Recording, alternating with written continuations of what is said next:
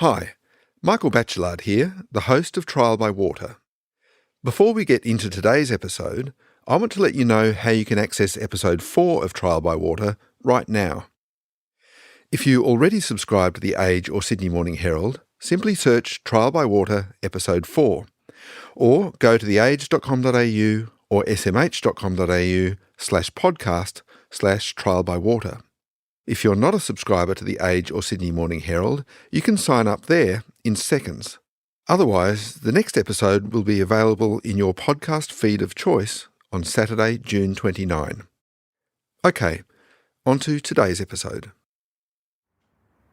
One Friday night, about 3 months before Robert Farquharson drove his car into the dam, it seemed like everybody was heading out to the main street of Winchelsea to get fish and chips. Farquharson was there. He was still smarting after his breakup with his wife Cindy Gambino 7 months earlier. And then an old friend, Greg King, showed up. Farquharson came out of the shop to chat. You can picture it. One bloke, Farquharson, leaning on another bloke's car, talking through the open window. Then Cindy pulled up. She greeted the two men and went inside. According to Greg, Farquharson blanked her. So far, so normal. Farquharson did tend to whinge a bit, Greg King told police later. But the conversation that followed was anything but normal. And what did he say to you? Can we stop for a minute, please? Yeah, stop. After Robert Farquharson's car plunged into the dam on Father's Day a few months later, bits of that conversation started coming back to Greg King. I didn't want to do it because he was a mate. I didn't want to upset him. He told a few friends about it and days later found himself making a statement to police. So you've got the double whammy of the grief and a horrible secret. Yep. And Robbie and Cindy were our best friends. The prosecution of Robert Farquharson was the strands of the rope case. It had 6 main threads, each bolstering the other. Last time we looked at the 3 scientific strands, and under scrutiny we found there were serious questions about each of them. In this episode, we'll look at the human elements, what people saw and heard, and what they told the jury. And what Greg King heard at the fish and chip shop that cool winter night made him the prosecution's star witness. The story he told them provided something they desperately wanted for their case, a motive for murder. From the newsrooms of The Age and the Sydney Morning Herald, this is Trial by Water. I'm Michael Batchelard, and this is episode 3, Bad Memories.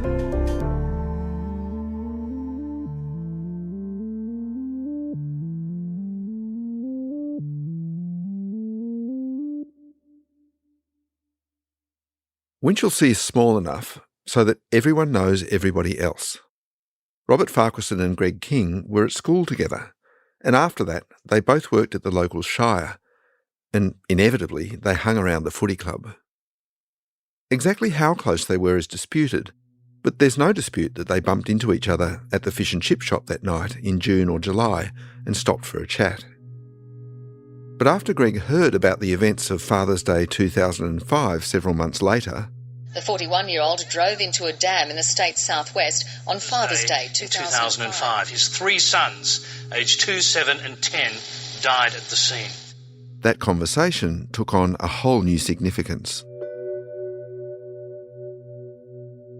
So what did Farquharson actually say outside the fish and chip shop that night with Greg? Well, this is where it gets tricky. Because over time, Greg came up with 3 distinct versions, and they got progressively more specific and incriminating as time went on. Greg gave his first statement to police just 5 days after the crash. In it, he said Farquharson had been angry at Cindy when he saw her drive up, and the focus of that anger was the car she was driving. After they'd broken up the previous year, she got the sports pack Commodore that Farquharson had paid $30,000 for. He was left driving around in an old 1989 car.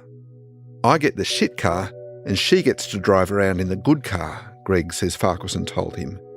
she's going to pay big time for this. And then she's not going to do that to me and get away with it. Greg said Farquharson mentioned something about the kids, but he couldn't remember what it was. What would you do? Greg says he asked his mate. Take away the most important thing for her, he says Farquharson replied. Greg says he told Farquharson something like, you don't even dream about stuff like that. Then Farquharson said something about having a dream about going into a dam. After that, the kids came out of the shop and ended their conversation.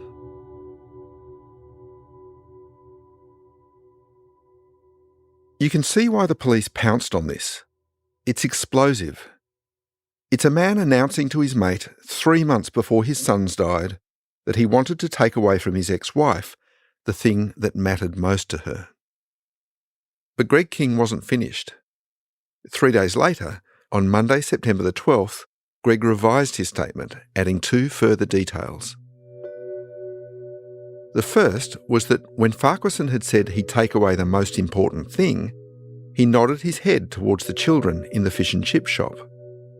And second, Greg elaborated on the dam dream. It would be an accident, Farquharson had said, in which he would get out and the kids would not.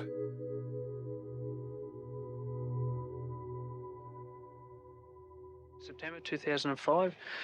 Can you just say your name, Greg, for me, please? Greg King. Okay, Greg, we're at the Modiwara boat ramp. Okay, and you're going to go and see Robert Farquharson? Police wanted more from Greg King. Under an investigation into Farquharson that they were now calling Operation Podal, they wanted him to entice Farquharson into talking about what seemed to be a plot to kill his children. So they hatched a plan. And you're going to have a chat to him about, in relation to the statement that you've made, where you had a conversation with him at the fish and chip shop? Greg would meet Farquharson and talk about this conversation, and he'd be wearing a wire.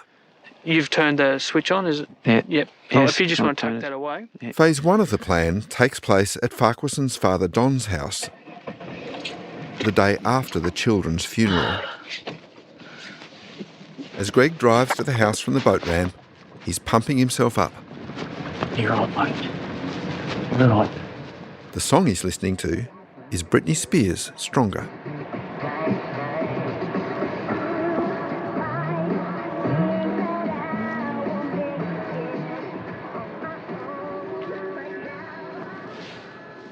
When he arrives, Farquharson's already hanging out with another friend of theirs, Mick Stocks. How are we? How we going, mate, all right? The recording Greg makes that day goes for 1 hour and 40 minutes, but the first hour or so is just the 3 men shooting the breeze. They just tried to stop the game, you know what I mean? Like, 15 to go. Footy, cars, more footy. You think he would have got all those injuries? Finally, Mick leaves, All right, then. No, see you later. Right. We'll catch you later. and Greg gets down to business. You're about to hear him talk with Farquharson. Greg opens the conversation. Something's been bugging me, though. Yeah, right. It's all right. Remember that down at the fish shop? Out the front? When? We had that discussion. Yeah, what? Oh, Rob, this is what's been eating me up. That's why. What discussion was that? Remember, when Cindy pulled up and you said you're going to pay her back big time, I hope that's got nothing to do with it. No. Because that's why I've been. No. Farquharson initially has to be reminded of the conversation, but once he realises what Greg's talking about, he immediately senses the danger. They come to interview me tomorrow. Right. Thanks. I can tell I know. you. Don't. I'm freaking out. Don't freak out. Just tell who I am, what I represent, and all that. Farquharson, the whole way through, denies he's done anything wrong. I'll tell you right now, if I did that on purpose, I would have killed myself. I've looked at everyone in the world and I've told the truth. I've had this flu, made a coughing fit, I've blacked out. That is no bullshit. He tells Greg he didn't mean he'd pay Cindy back by killing their children. What I meant by paying her back was meant one day I'll stand here with a woman in front of you and see how you like it. That's what I meant. Oh, thank you. And that was it. Phase 1 complete. But there was a lot Greg King hadn't pressed Farquharson on. So, a month later, Phase 2 swung into action. Greg wore the wire a second time. You know what I'm struggling over, Rob? Huh? You know what I'm struggling over? What? That conversation, mate. It's killing me. The gushy piano music from the TV seems to suit perfectly the drama unfolding on the tape. And this time, Greg gets to the point. He confronts Farquharson about paying Cindy back. Right, but then I said to you, what do you mean by that, Robbie? And you nodded your head towards that window in the fish and chip shop, mate. I meant meant that her will wake up one day saying, "Hey, shit, he's not that bad of a bloke, maybe I should stay where I am." Farquharson saying that he wanted her to realise that he's not that bad of a bloke, that she really should have stayed where she was. And what about the question of the dream? The dream of going into a dam, Greg asks. I said, you don't even dream of doing things like that. And you said to me, right, I'm looking in your eyes, you said to me, Rob, funny you should say about dreams. I have an accident, survive it. No, they don't. That's what you said to me. I never said that. That's what I've been thinking, right? No, you're getting it all wrong, you're getting it all twisted. I mean, one day she's going to wake up that I'm not as weak as piss as what she thought, in a sense of I'm going to accomplish something. What he's saying is that one day Cindy is going to wake up and realise he's not as weak as she thought he was, that he'd do something with his life, accomplish something. Throughout the conversation, Farquharson insists there's nothing in it. He says he blanked Cindy because he was jealous about the car. He was angry at the time, he says, but shortly afterwards they'd sorted things out. It's also quite clear to him how damaging it'll be if Greg's take on the conversation gets out. At one point, Greg says he'll need to speak to his counsellor about it. I'll have to talk about it, mate. Yeah, but and I've got to get... Please don't mention that sort of stuff. That you misinterpret what I said, because then they're going to have that on file, and they're going to have to go to the police for that. And that's going to incriminate me. Yeah, all right. I don't want that, because it's not true. That's what I'm upset. The prosecution would later say this was Farquharson coaching Greg, that he was emotionally blackmailing him. In the Crown's submission to the jury, at least at the first trial, that was evidence of what lawyers call consciousness of guilt. If someone flees the scene of a crime, for example, that's seen as showing consciousness of guilt. Same if they deliberately lie to cover things up, or ask somebody else to lie for them. And look, I've always found the concept of consciousness of guilt hard to get my head around. Because yes, Farquharson might have been coaching Greg not to tell his counsellor about these things because he knows he's guilty and it might incriminate him. But also, I reckon, that an innocent man hearing that their mate is about to say damaging things about him in public might equally try to stop him. Because guilty or innocent, Farquharson could see how much harm this might cause him. Greg has just returned to us from a meeting with Robert Farquharson, and I've received the recording device from him. At the end of both these secret conversations, Greg goes immediately back to the police to debrief. How did you find him today in demeanour and... He was a lot happier. Yeah? Yeah, a bit happier today and wasn't sitting in a chair as slumped as he was last time, but... Right. Keep reassuring me that he didn't love his kids and he didn't... I had a blackout. There's nothing I could do. In these debriefs, Greg seems less and less certain of himself. So, what are your views on the way he's talking about this now?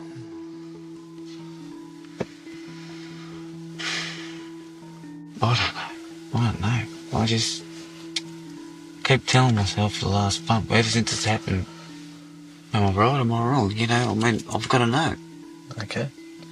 Like, as I said to Adam in the statement, you know, I'm only 80% sure on these things, and am I right? Am I wrong? I'm only 80% sure on these things, Greg tells the police. Am I right or am I wrong? Thanks, Greg. I'll deactivate the recording. This recording, on October 13th, 2005, would be the last time police wired up Greg King. But Greg still had more to say. Over the next couple of months, the Homicide Squad detective in charge of the case, Gerard Clancy, kept in touch. "Keep thinking," he told Greg. "Just jot down notes, any memories that come to mind." Greg couldn't get the conversation out of his mind. He was having waking visions, he said later, and nightmares about children drowning. After 3 months of this, he typed into his computer a new written statement. And this one, he said, was the definitive version. He dated it December 4th, 2005, and sent it to Detective Clancy. The details it contained were extraordinary. This is the statement lawyer Luke McMahon had seen on that practice exam all those years ago, the one he thought was too perfect, the thing that drew him into the case.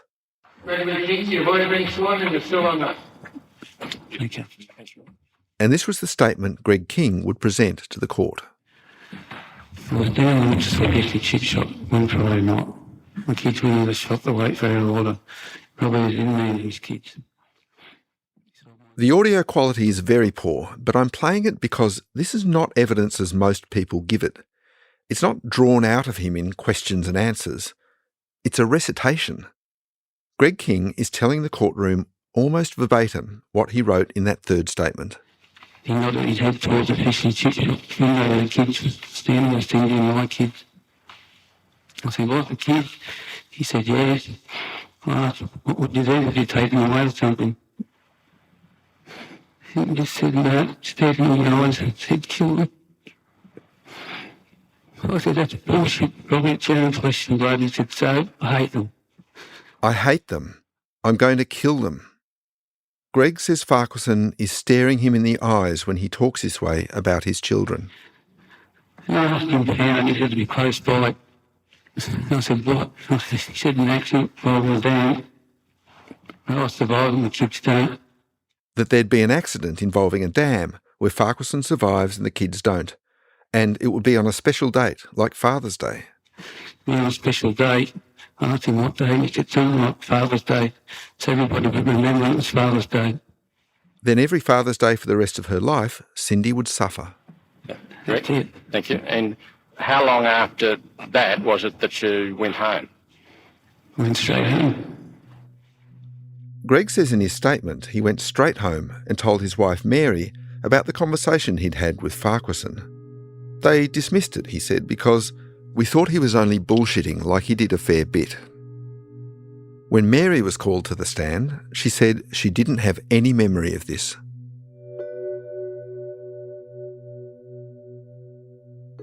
Greg never put this detailed version of the fish and chip shop conversation to Farquharson on tape. There was no Operation Podal Part 3. So that's it. And he continued to stand by it. He just stared at my eye, I'll never forget it, and I'll live with it. Looked me in the straight in my eyes and said, kill him. He'd made his mind up. For sure. That's Greg King talking on Seven's Spotlight program in 2013. We tried to interview Greg King for this series. We got hold of Mary, but she told us he'd developed early onset dementia and is non-verbal.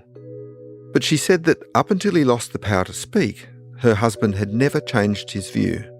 He stood by the third version of his statement and believed he'd done the right thing by giving evidence.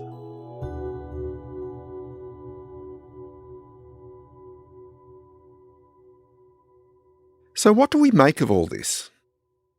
In her book, This House of Grief, the author Helen Garner is our eyes and ears in the courtroom. She didn't think Greg King was lying, and he wasn't the broken-spirited wreck that the defence tried to paint him as. And on the tapes and later in court, Greg doesn't sound like a man who's lying. He's genuinely distraught. You can still hear it in the interviews he did later. Could you imagine, looking into his eyes and saying, oh, you've done it, you mongrel, you know? And Garner says it was clear that the jury took Greg seriously. When in the first trial the prosecutor started talking about Greg's testimony, she writes, the whole jury snapped back to life.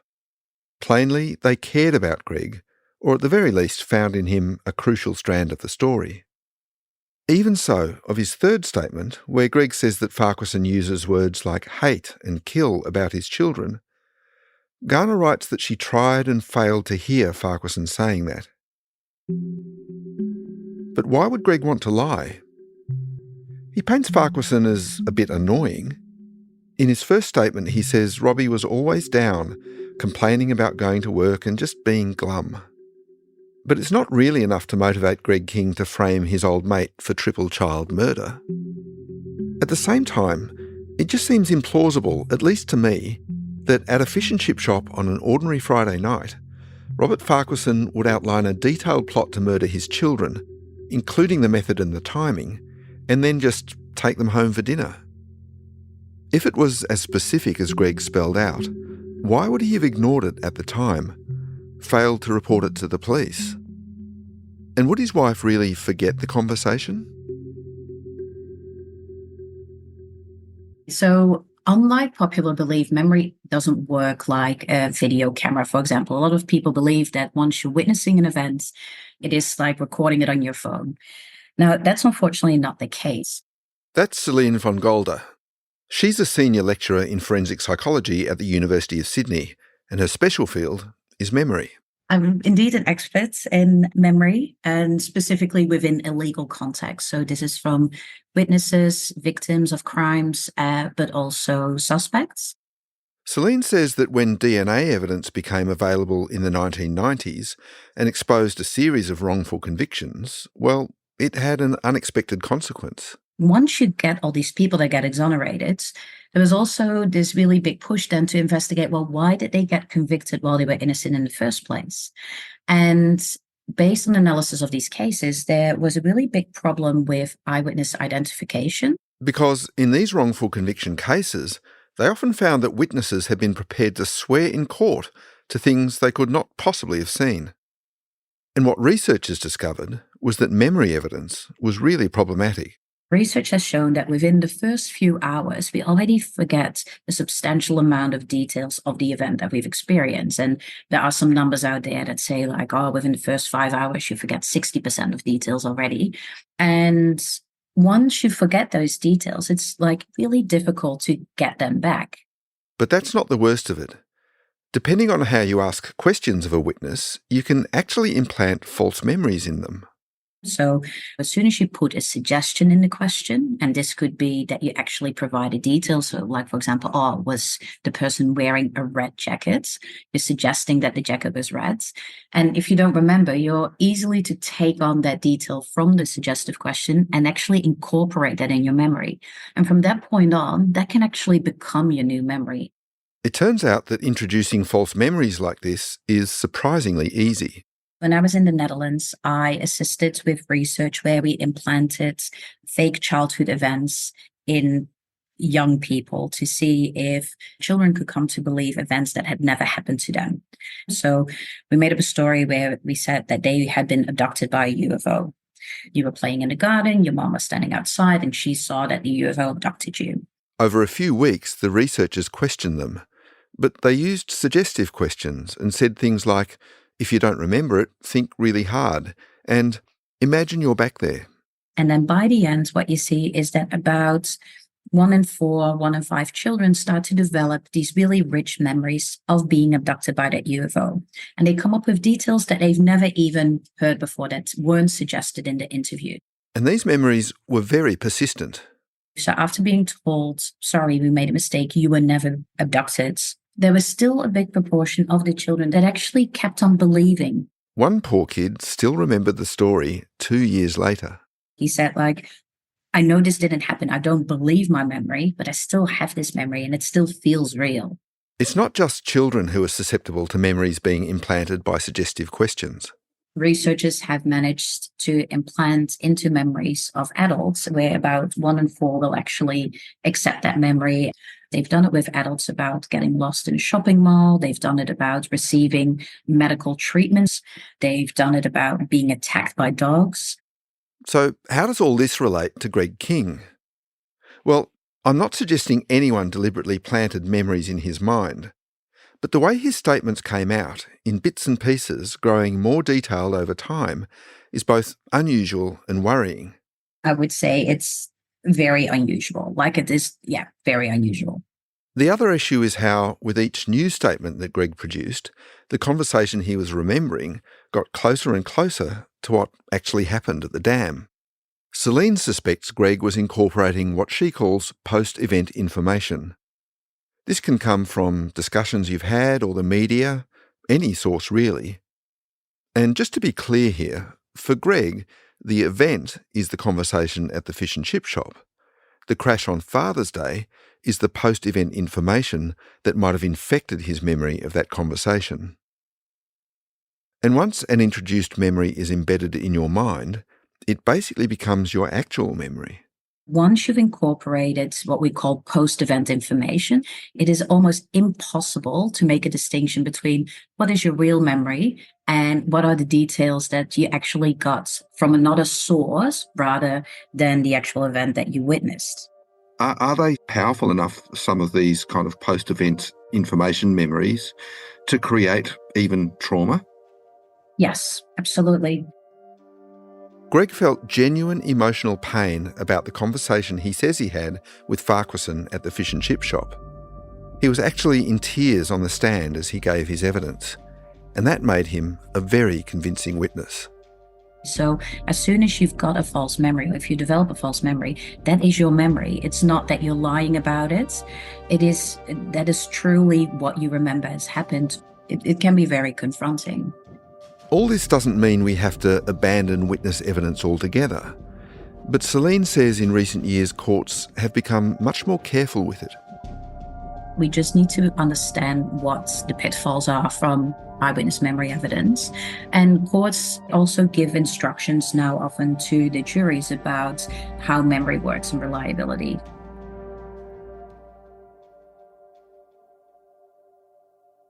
It's easy to be sceptical of Greg King's final statement. Helen Garner certainly was. And from what Celine says, it could be explained by pressure or external information. But that leaves the question of the first statement, that Farquharson said he'd take away the thing that's most important to Cindy. In the secret recordings, Farquharson never denies saying that. He just says it doesn't mean he wants to kill the children. We can't know which of Greg King's statements swayed the jury. Maybe they disregarded the third, but were still compelled by the first. Either way, it clearly landed in the courtroom. The judge in the first trial, Philip Cummins, was all in. He said Greg's evidence was both truthful and accurate, and its substance was established beyond reasonable doubt.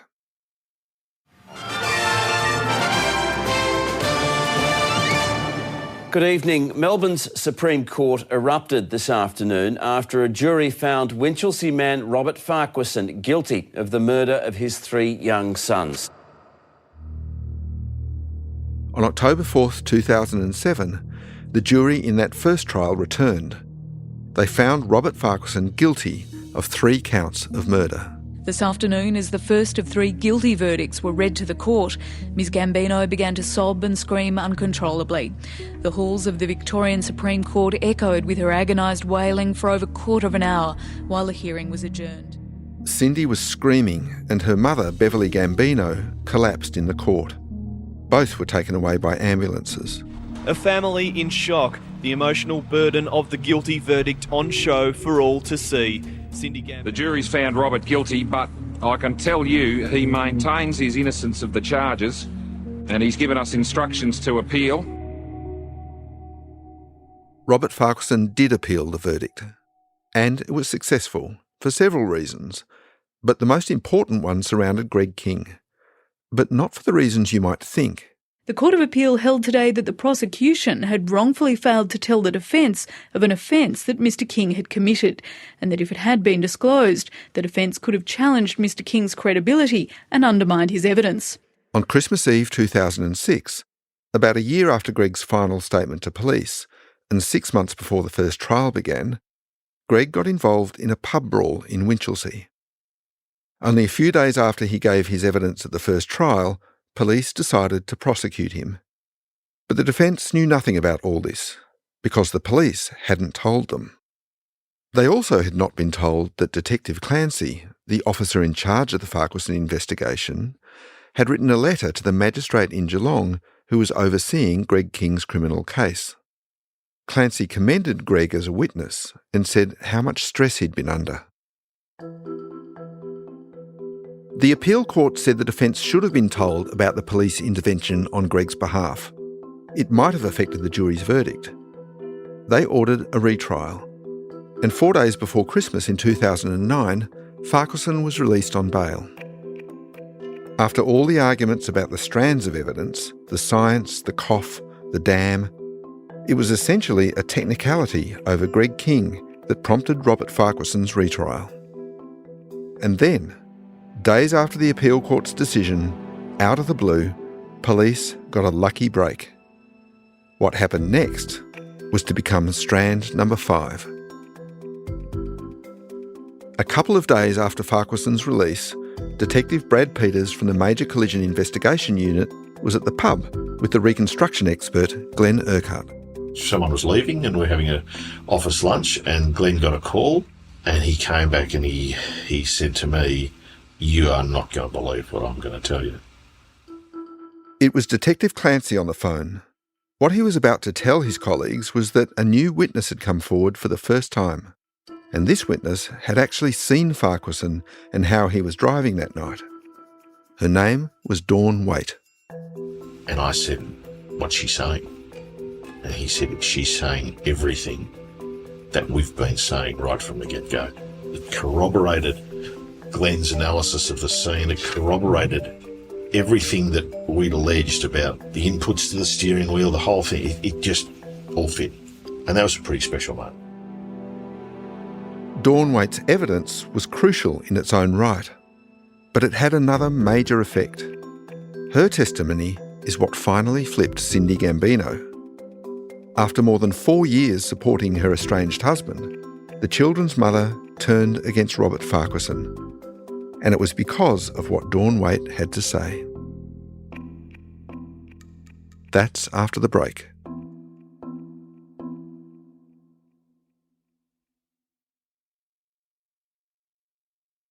On the evening of Father's Day 2005, Dawn Waite was returning home to Warrnambool from a special trip to Melbourne.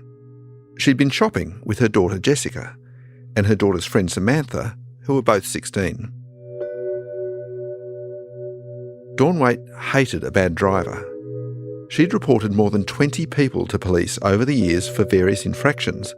Her daughter Jessica described her as a road rager. And what she saw going on ahead of her just short of Winchelsea instantly got her back up. What I'm about to tell you comes straight from her evidence at the trial. Approaching the railway overpass that's at the centre of this story, Dawn says she has cruise control on and is travelling at the speed limit, 100 kilometres an hour, when she comes up fast behind a pale-coloured Holden Commodore. It's going frustratingly slowly, about 60 kilometres per hour, and weaving left and right on the road. The road in 2005 is just a single-lane highway, so if you want to pass somebody, you have to overtake. It's annoying. Anyway, Dawn says when the car in front of her veers towards the left of its lane, she can see into it through the back window. She says the driver's looking persistently out to the right, and a blonde-haired child of 7 or 8 has his face pressed up against the glass in the back seat. After a minute or two, she decides to overtake. She pulls alongside, but lingers there for a moment, maybe 2 seconds, to make a "what are you doing" gesture. He's still looking to the right, but not at her, she says. He's looking in his side mirror. Now, the night of September 4th, 2005 was a new moon, which means there's no moon at all. And it was well after sunset, so it was dark, completely dark. There are no streetlights on that portion of the Prince's Highway, and Dawn says there were no other cars around. Dawn insists she can see clearly into the vehicle, even though Farquharson's car had a louver, like a Venetian blind, on the back window, and tinting on the back and side windows. She explains this by saying her lights were on high beam. Actually, she changes her evidence on this. When she first tells the story, She says her lights are on low beam and she just flicks them to high beam briefly. Either way, she says this is what she sees in the 2 seconds she's beside the car. The driver is a man. He's in his late 30s with dark hair but no facial hair. He's Caucasian. He's definitely not coughing or otherwise indisposed. She can tell because his face isn't red. In fact, she says, he seems quite well. In the back seat, she says, is a fair-haired boy and several other children, all squashed in. All the other evidence in the case points to this being wrong. Tyler and Bailey were in the back seat and Jay was in the front. Dawn is asked repeatedly if she might have reconstructed that image in her mind from a famous photograph distributed to the media of the 3 Farquharson boys all squashed together on the couch. But she remains adamant that that's what she saw in the car. But Dawn's evidence doesn't finish there. She says after she finishes passing Farquharson's car, she travels down the other side of the railway bridge and glances in her rearview mirror. There she sees his headlights veering off to the right, gradually and smoothly towards the dam. The jury are invited to believe that what Dawn Waite has seen is Robert Farquharson intent on murder and looking for the perfect spot to carry out the plot he'd outlined to Greg King months earlier. Dawn Waite claims she saw a clean-shaven Caucasian in his 30s driving a Commodore on the Princes Highway near Winchelsea on Father's Day 2005. Dawn's words had a huge impact. She testified that she had a clear view of the driver and he had definitely not been coughing. She made notes about the car, which she said she looked at frequently but threw away, and admitted under cross-examination. After she came forward, the police dropped their theory about the big 220-degree turn to get the car off the road, and now said for the first time it was possible it had veered off the road, while remaining adamant that there were 3 steering inputs. But the biggest impact of Dawn Waite's evidence was on Cindy Gambino. Remember, throughout the first trial, Farquharson's ex-wife had stood staunchly by him. It was not the verdict I wanted. How do you want the world to see him?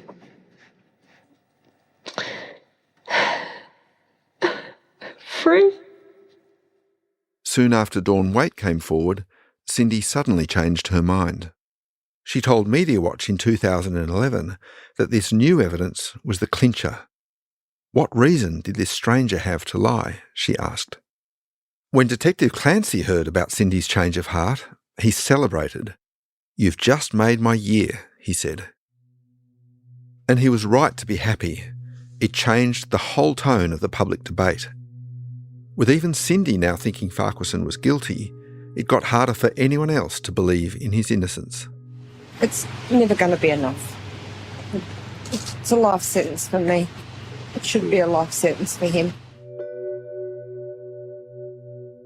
But I've got questions about Dawn Waite's evidence.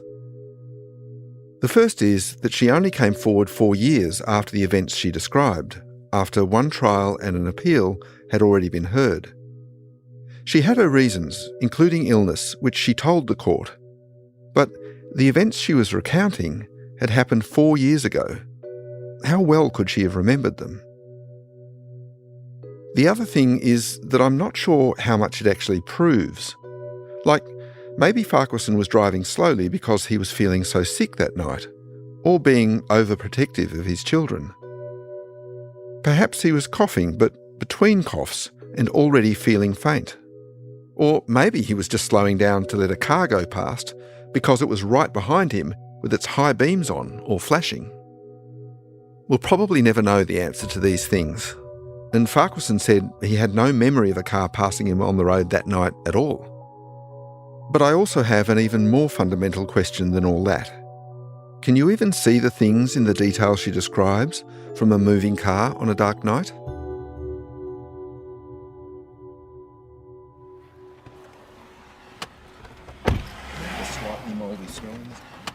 So we've decided to conduct our own experiment, and we've gone to a bit of trouble. It's a moonless night. There's a new moon, so no moon. It's going to be completely dark, and we've got old cars. We've borrowed a similar model car to Farquharson's. It's got the blinds on the back, just like his did, though the windows aren't tinted. And the car we're using as Dawn Waite's is from a similar year, 2005, but it's a Camry. She was driving a Falcon. And the car that we're driving, the Dawn Waite car, has had its headlights replaced, so they should actually be brighter than usual. So it's likely in the scenario that Dawn Waite painted that we're going to be able to see more than she could on that night. We're even going to do the test on the same patch of road, the dam just outside of Winchelsea. I guess what I'm saying is this might not be absolutely scientific. It probably wouldn't stand up in court, but it should at least give us an indication of how much you can see. I'm fascinated to see how much we can see. I'm genuinely curious. So you say that you're genuinely just curious, but I guess in science often people will come in with a hypothesis. Do you have a hypothesis? My hypothesis is that you won't be able to see somebody's face. Dawn Waite said, of course I could see inside because I had my high beams on, but if you're overtaking a car or if you're behind a car, I feel like it would be too dark to see inside. Certainly in the level of detail that she says she saw, that he was red in the face, that he was Caucasian, that he had short hair but no facial hair.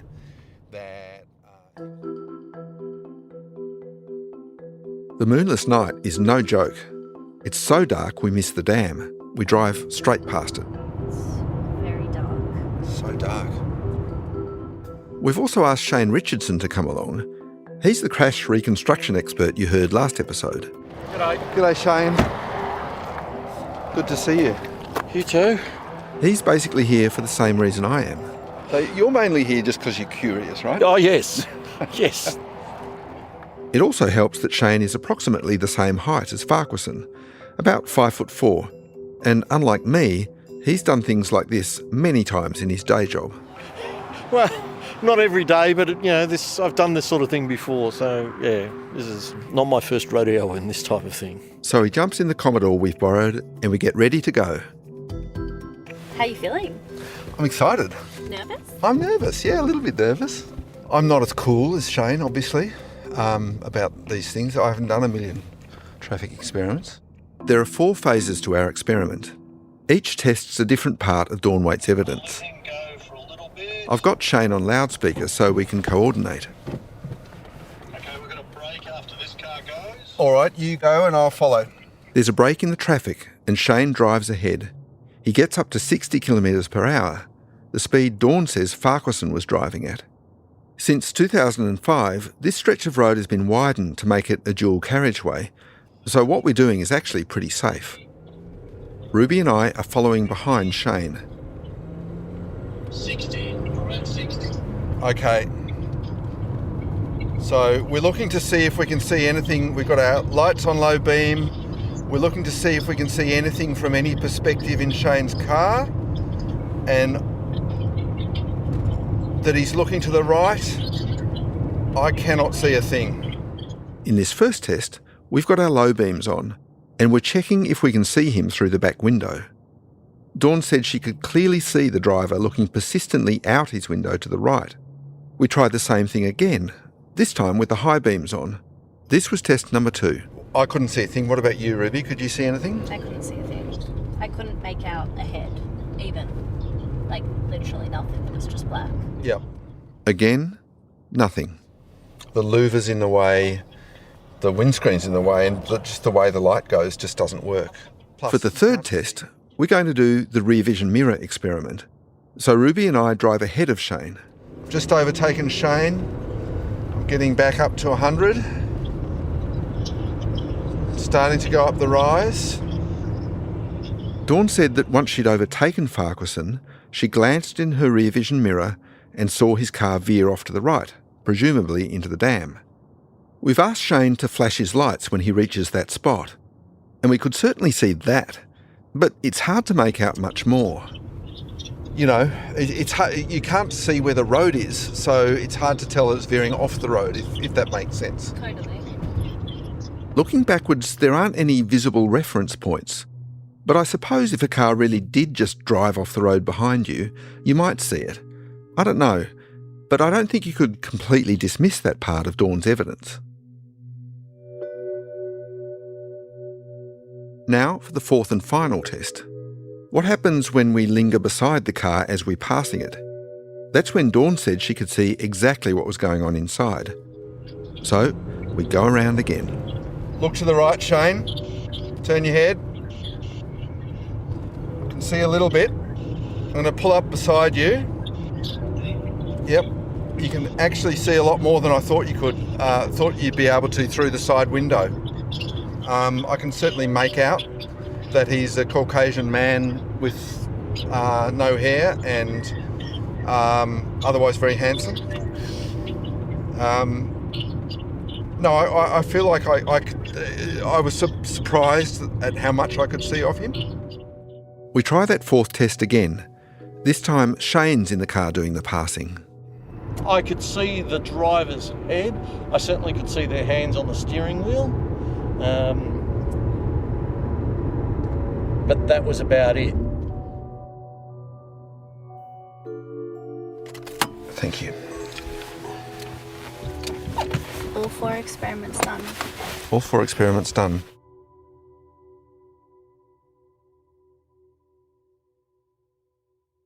So it turns out you can see what another person's doing in a neighbouring car on a highway on a dark night, at least to a certain extent. But after the experiment, I'm still left with some questions. I mean, I'm not sure I could really have made out whether Shane was red in the face or not.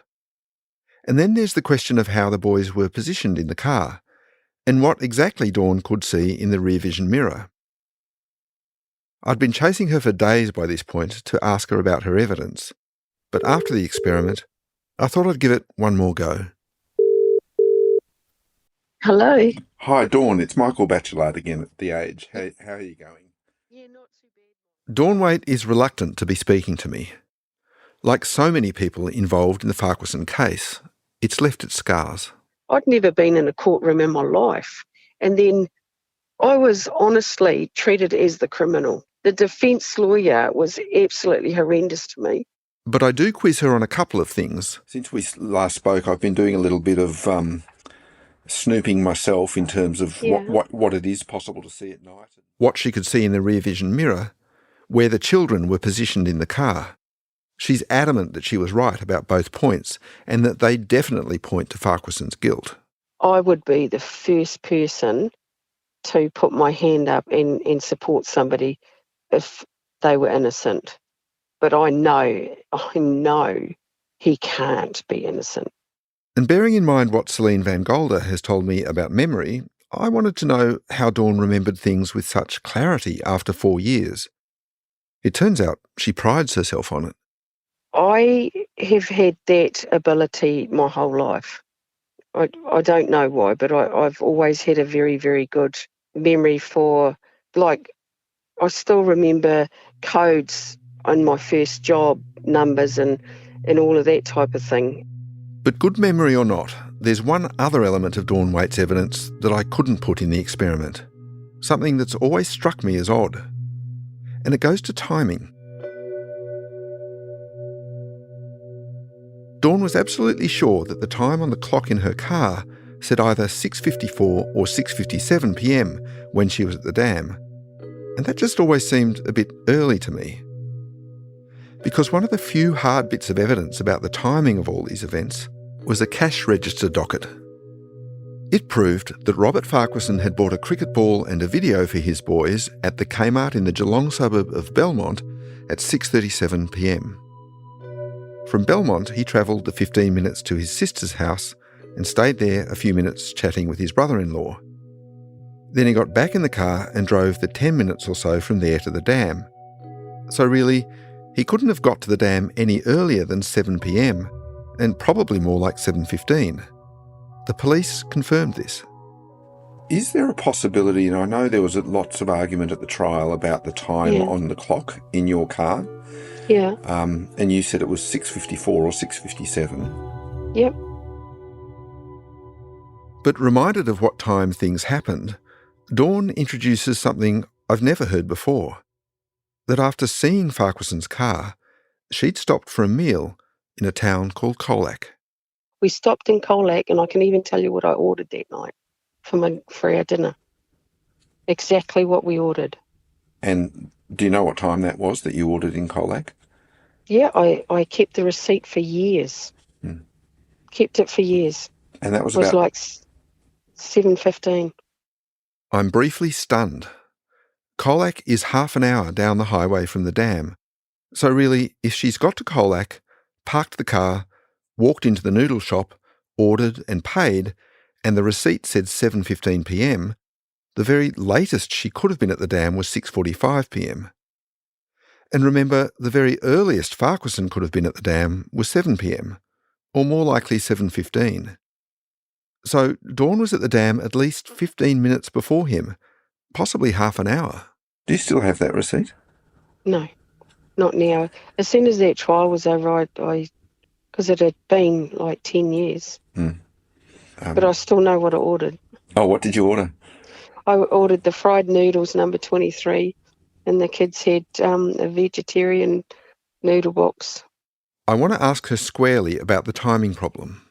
So there seems to be a discrepancy there if you're in Colac by 7:15. Is there a possibility you're talking about two different cars? No, not at all. Okay, well, there seems to be a discrepancy there, though. Yeah, that's true. Okay. Anyway, my timing, I can't change the time. That's exactly what it was. Yes, and you had the proof of the receipt. Yeah, I did have the proof, yeah. Were you asked about that by the police or the prosecution? No.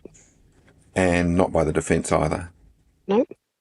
The police had gone to the trouble of getting an ATM receipt from the day before to prove Dawn was in Melbourne shopping. But they didn't know you'd gone to Colac to buy food? Well, I'm pretty sure I told them because I kept the receipt for years. I see. Because I've got, we had a business, so I kept everything. Later on, I checked that point again. Dawn slightly changes her view. And the police knew that you'd been to Colac and eaten? I'm not sure, to be honest. Not sure. I can't remember. Now, maybe Dawn got the time on the receipt wrong. Or maybe she confused that trip to Colac with another one. Her daughter Jessica said they often stopped there for a meal. All that is possible. I mean, it's 19 years ago, and we heard earlier how challenging it can be to remember things over time. But her memory was so certain, so concrete, so convincing, and it's clear that Dawn prides herself on her memory. But when I text her to say I'm going to report on the timing issue, she texts back and says I'm best not to. She tells me I shouldn't rely on what she said because now she's doubting herself. And to me, all this raises an awkward question. Dawn gave her first evidence 4 years after the events she described, after thousands of newspaper articles and TV programs, a trial and an appeal. Is it possible that her memory's been influenced by all this post-event information? Memories that she's incorporated and then convinced herself were true? And if that's the case, does the fifth strand of evidence against Robert Farquharson simply fray to nothing?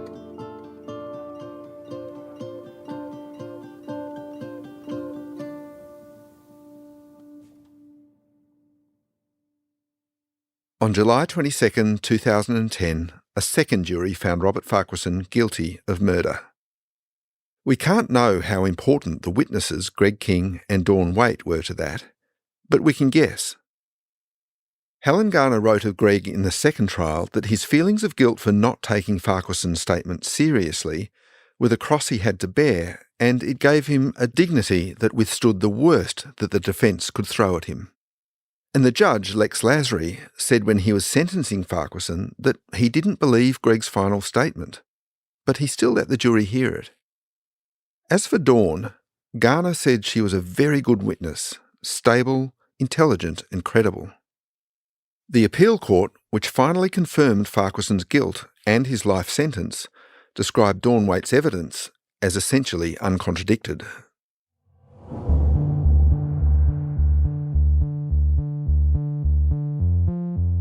All this means that what Dawn has told us could matter a great deal to Robert Farquharson. Why? Because his lawyer, Luke McMahon, who you met in the first episode, is working on launching a new appeal in his case. To do that, though, he has to convince the appeal court he has fresh and compelling new evidence to present them. And what Dawn Waite has now said could potentially qualify because it throws doubt on whether she saw Farquharson's car at all that night. But the biggest hurdle Farquharson and Luke will have to overcome with their appeal is something you can't do an experiment for. The American writer Janet Malcolm, in her book The Journalist and the Murderer, wrote, "Jurors sit there presumably weighing evidence, but in actuality, they're studying character." And what weighed down Robert Farquharson's case, more than experts or science, or his old mate outside the fish and chip shop, was his character. And that would become the sixth and final strand of evidence in the case against him. Because how he acted on the night of the crash made people wonder what kind of monster could be like that. The impression those actions created became virtually impossible for him to shift. My initial thought is, hang on, you're telling me your kids are in the water, you're asking me for a smoke. The time I had with him, he never asked about the kids. After the car went down, did you dive down to try and find the car at all? I tried, I think it was really black. No, I didn't see a monster there. I saw a very disorganised man. That's never occurred to me before, but of course, there should be a psych report. Well, yeah. That's next time.